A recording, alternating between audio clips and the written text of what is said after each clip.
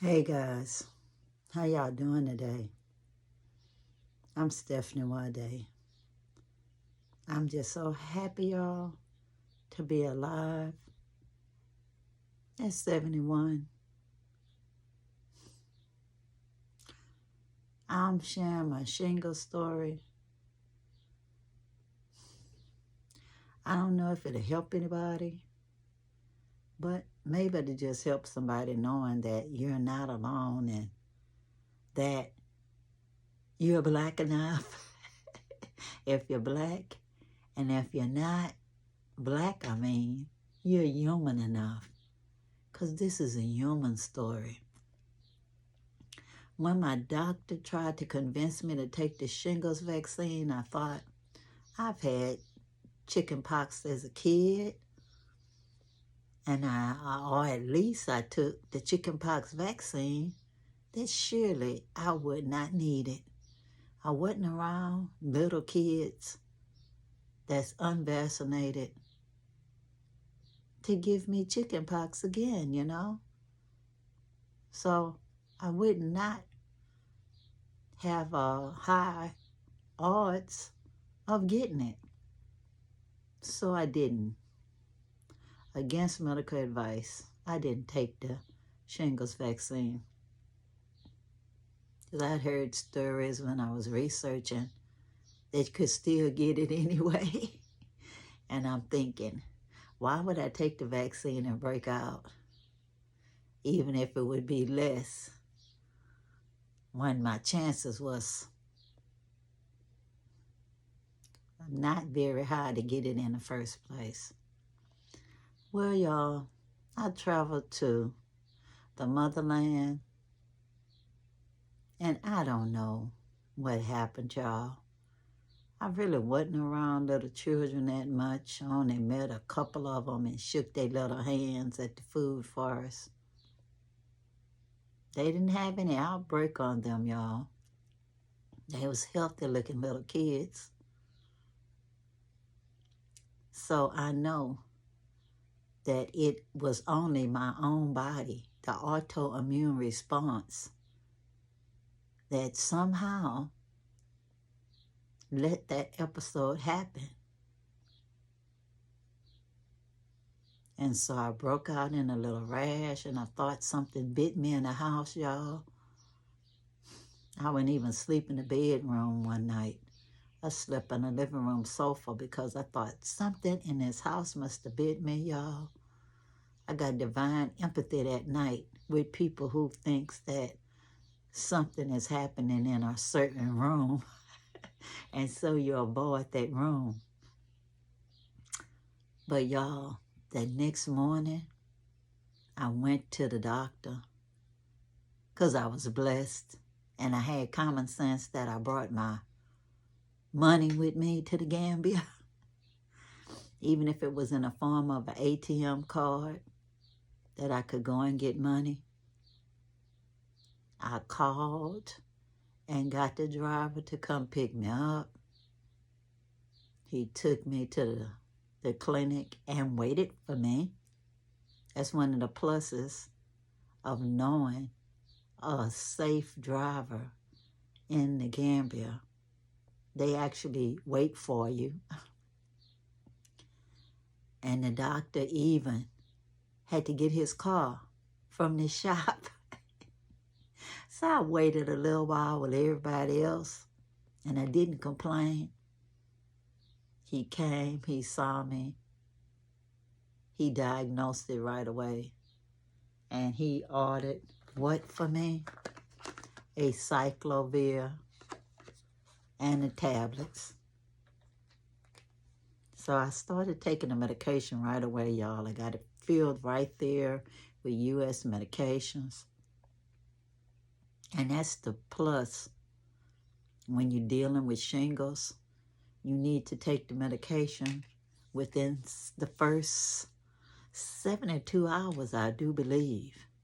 So I was in the perfect window. I took the medication.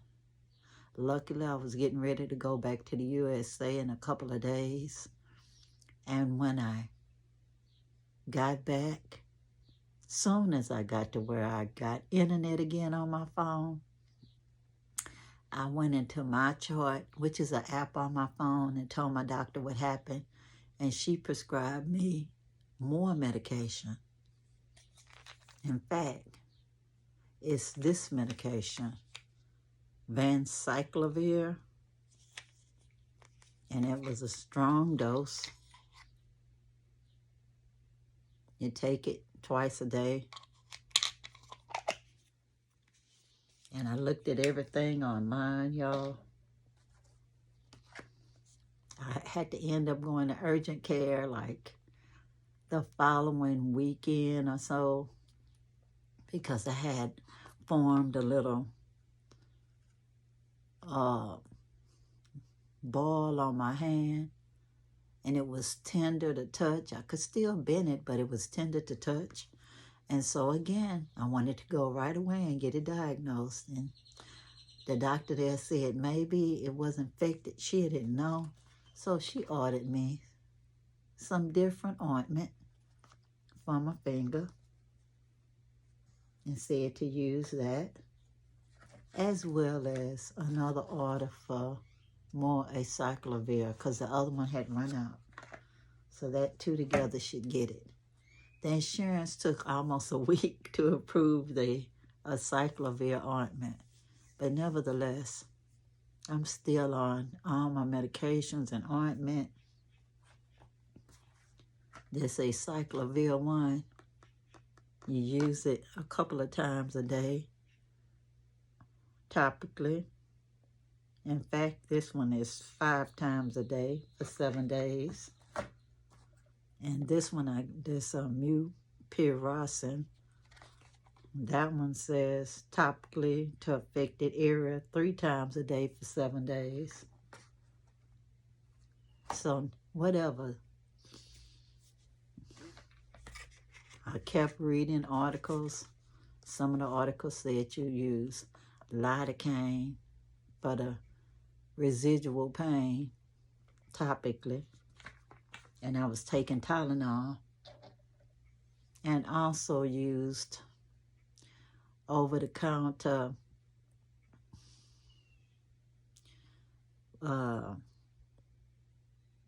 sleep preparations. And the sleep preparations was the one that was natural with chamomile in it, melatonin, a little small dose of melatonin, and lavender. Because at first it was hard to sleep, but now it's better.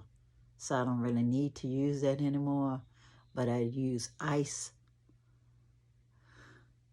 little frozen ice packs to the affected areas that's still left.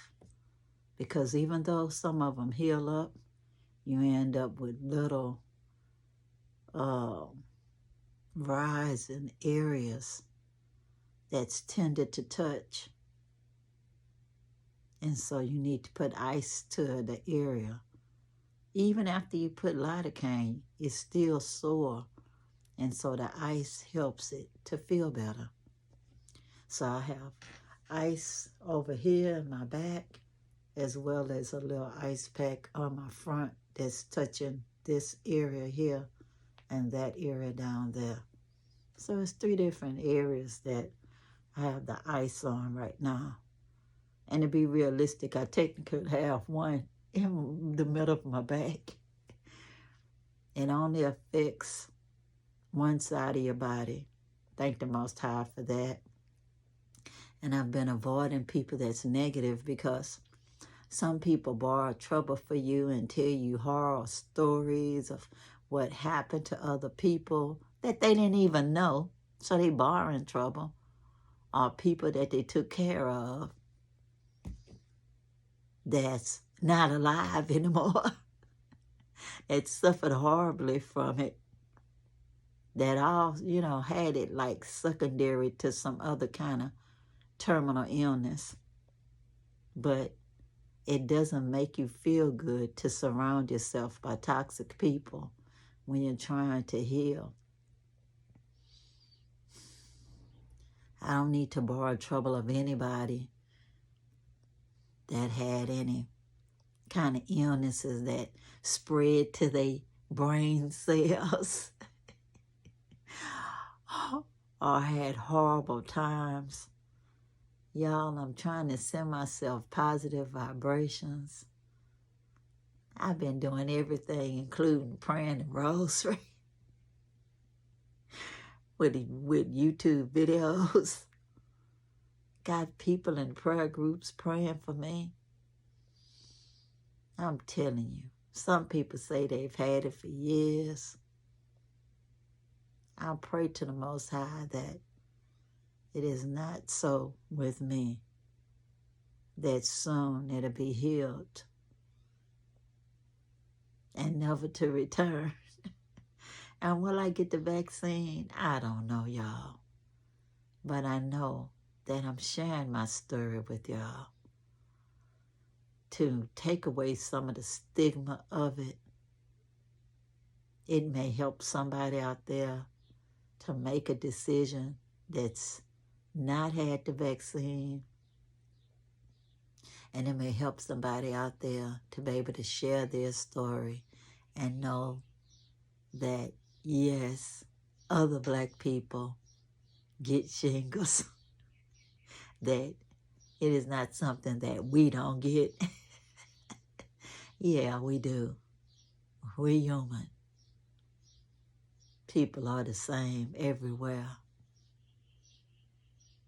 I pray that if you have any kind of a rash, that you have enough funds to go to the doctor and get it evaluated as soon as possible. Get medication and take that medication. Do your best to take care of yourself right away. I don't want anything bad to happen to you, and I don't want your pain to be worse. Because if you don't take care of it sooner, later, you're going to suffer even more. And anyway, I hope you're having a wonderful and blessed day. I was just sharing my story with all of you. I love you all. I hope it's done y'all some good. Bye.